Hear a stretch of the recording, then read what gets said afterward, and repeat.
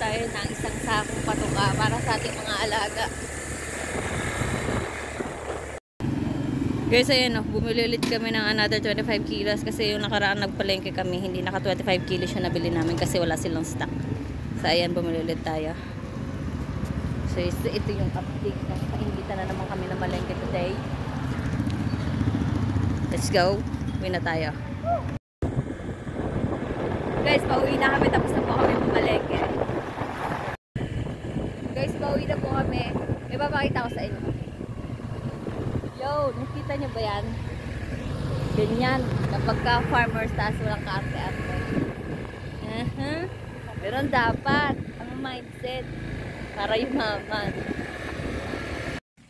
So yun, hello guys. Ngayong hapon lang ako makakapag-update itong kadugtong ng ating video kaninang umaga pagkatapos natin mamalengke kasi ang dami natin ginawa. So eto, papakita ko sa inyo kung ano yung sinishare ko kanina sa motor ko. Ito yung binili ko. Kasama nung ating mga patuka ulit para sa ating mga alaga. So ngayon tatry ulit natin painumin dito sa mas malaking lagayan yung ating mga sisiw ng batch 2 kasi medyo maliit na yung mga dati kong binili para sa kanila. So yun lang. Painom na tayo. Let's go!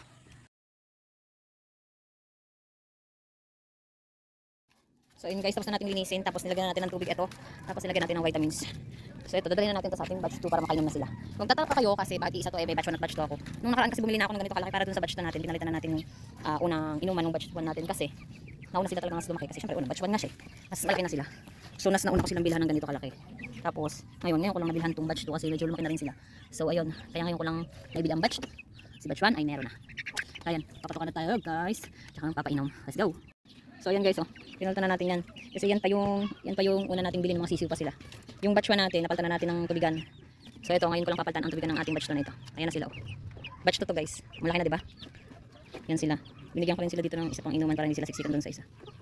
Ayan, ang laki na ng ating mga batch 2. At tuwan-tuwa ako dito sa ating mga batch 2 na ito. Kada magbubukas ako ng kulungan, laging nanunuka.